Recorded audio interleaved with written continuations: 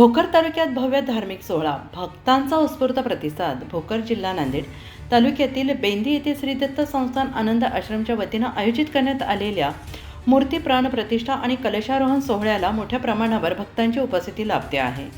16 April 2026 पासून सुरू झालेला हा धार्मिक कार्यक्रम 23 एप्रिल 2026 पर्यंत चालणार असून परिसरात भक्तिमय वातावरण निर्माण झालं आहे. या सोहळ्यानिमित्त अखंड दत्तनाम सप्ताह, श्री दत्त महाकथा आणि भव्य महाप्रसाद भंडारा यांचे आयोजन करण्यात आले. विविध भागातून आलेले कीर्तनकार, प्रवचनकार आणि संत मंडळींनी आपल्या वाणीने भाविकांना मार्गदर्शन केले.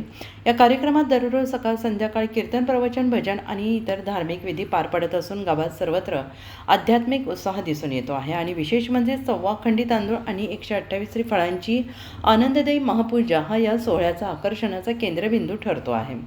स्थानिक ग्रामस्थांनी समितीच्या वतीनं भाविकांसाठी भोजन आणि निवासाची उत्तम व्यवस्था करण्यात आलेली आहे. मोठ्या संख्येनं भाविक उपस्थित राहत असल्याने परिसरात चैतन्याचे वातावरण निर्माण झाले आहे.